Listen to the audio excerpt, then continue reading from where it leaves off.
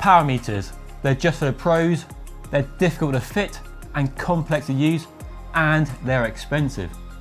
Well, that certainly used to be true, but it's not the case here with this, the Giant Power Pro, a dual-sided power meter that retails for just £799, making it one of the most affordable and appealing options if you're in the market for a power meter this year to take your cycling to the next level. So I spent most of 2020 riding this power meter on a Giant TCR Advanced Pro on disc, onto which it came fitted.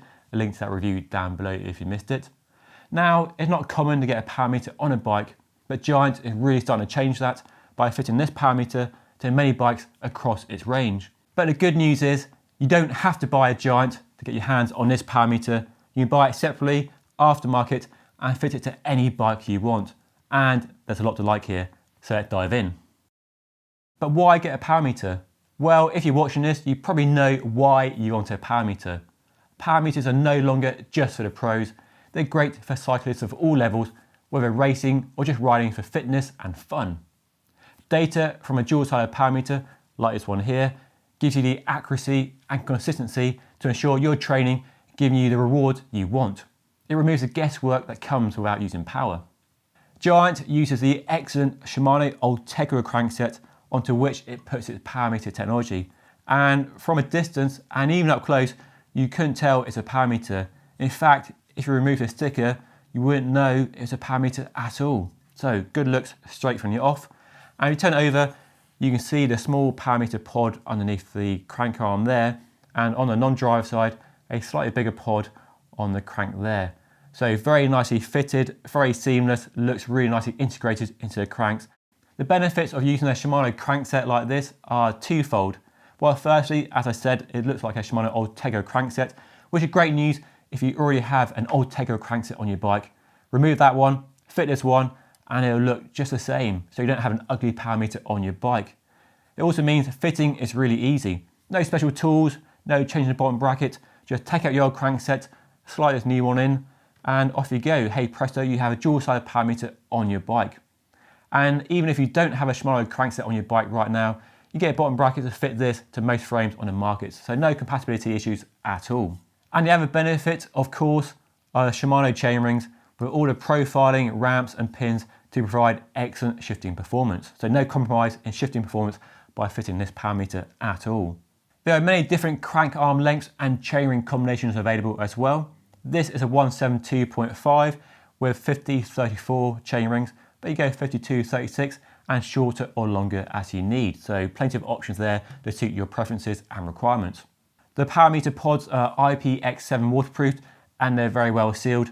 And in my experience, riding a power meter through some atrocious weather, flooded roads and heavy rain, there's no problems with sealing at all. So very well waterproofed, survive British weather very well.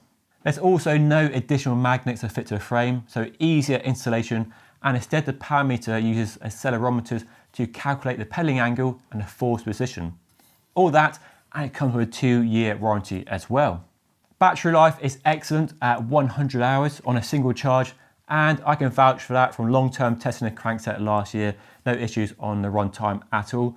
And charging a battery couldn't be any easier. It really is a breeze. No batteries. You have this wireless charger, so USB on one end into your computer, your laptop or the mains, and then these little magnets go onto the pods like so. So it really is that simple. That makes charging the batteries absolute doddle. No issues on that front at all. If you plug it into your Garmin or Wahoo computer or use the company's own app, more on that later, you get a low battery warning. So there's no risk you'll be caught out with a low battery on your power meter where you're doing your main sportive or your road race. So that's a fantastic design feature on this power meter. It's ANT Plus and Bluetooth compatible. So that means it works with most bike computers like Garmin's and Wahoo's and others available on the market. And you can also use it on an indoor trainer and connect to Be Cool, Swift, Training Road or other popular training software applications. And given the rise of indoor training during lockdown, using a power meter on your bike like this and a cheaper non-smart indoor trainer is a really cost-effective way to get power meter to connect to Swift, Be Cool or Training Road. Then the advantage is you have a power meter on your bike, so when you go outside and ride in the real world, you still have power on your bike, which you can't do with a smart trainer for obvious reasons. So that's a really neat way to get power outside and inside on an indoor trainer. You can calibrate the power meter from your computer, your Garmin or Wahoo, or from the company's own smartphone app. Talking of which, Giant has developed its own Ride Link smartphone app, and it does lots of cool features, like check the firmware software on the power meter, calibrate the power meter, and check the battery level. But there's much more you can do besides all that. You can analyse your pedaling, so there's pedal smoothness, left and right leg balance, and torque effectiveness. It basically shows you your pedal stroke in minute detail and where you apply the most power through the pedal stroke. So that is a really effective way to ensuring your pedaling is as efficient as possible. And that's really something you can't do with a single-sided power meter, and it's a big benefit of a dual-sided power meter, and why many people prefer to pay for a dual-sided power meter, but the cost in the past of a dual-sided power meter has been expensive compared to a single-sided, which is much more accessible. This though removes that price barrier and means you get all the benefits of a dual-sided power meter to really take your pedaling, your cycling to the next level. When it comes to data, the company worked with pro and amateur bike riders and racers to develop an algorithm that compensates for weather variables as well as other nearby digital devices. And in my experience, it works really well.